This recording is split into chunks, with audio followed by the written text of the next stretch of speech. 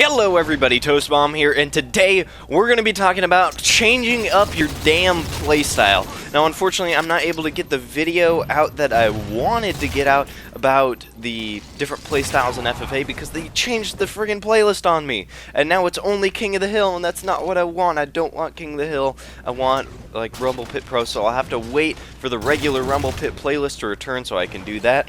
But in the meantime, I actually learned something along the way of changing my playstyle and going very aggressive into FFA. And that is this really neat exercise that allows you to see the flaws in your gameplay, and that is completely drastically changing up your playstyle, going all the way polar opposite of what you normally do and doing everything different. So what that meant for me was being very, very aggressive and rush heavy in my gameplay because I normally don't do that at all.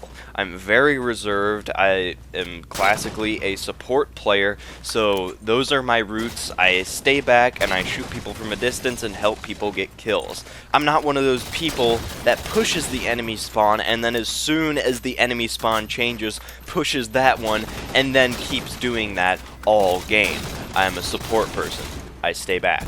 I shoot people from a distance.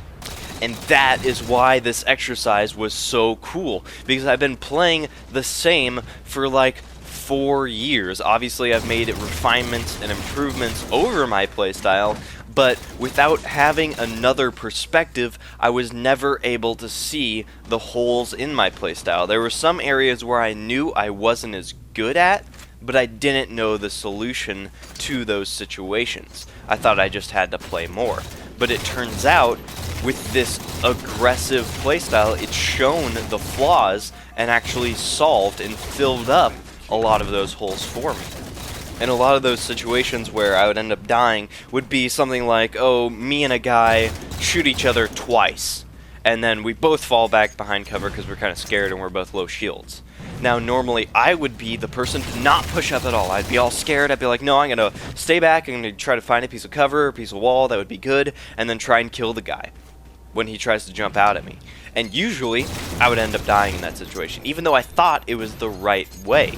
But what I noticed when I started playing aggressive is that when I pushed in that situation, a lot of times I was actually the one getting the kill. And that is right when I started to realize what this exercise was doing and how it was actually helping me see the flaws in my gameplay. So that is my suggestion to you guys. If you're one of those don't stop for nothing super aggressive type of players, then try the opposite. Try being reserved. Try not rushing in those situations where you're rushing. And it might feel like, oh man, I need to rush, I need to get this kill, like it was for me, or at least the opposite of what it was for me. When I was pushing, my muscles were almost like pulling back on me, like I was trying to override my mind, because I've been trained to just run away from some of these situations and try and stay alive for so long that it's just instinctual. Like literally, I was pushing forward on the stick and I was like being pulled back. My mind's like, no, don't do that, you're gonna die, and then I get the kill. And that was really weird. That happened for like the first few matches. I was having to override my brain's muscle memory to actually keep moving forward. So it might be the opposite for you if you're very, very aggressive, or if you're sort of a little more middle of the road. I mean, I'm probably one of the more extreme cases when it comes to more reserved type of playstyle, then it might not be as big of a deal. But you should still totally do it. If you focus more on one of the things, you should totally go the opposite direction and try that as well. And that goes for the same as roaming and not roaming. That could also help you as well if you're one of those people who roams around the entire map during an FFA trying to get as many kills as fast as possible. Then try the opposite. Try being more reserved, set up in a spot, and do that. Just sit there most of the game and control that area. And if you do normally control the area, then try roaming, going around, moving around, getting around the map. Don't sit in one spot all game. Get out there, be social, right?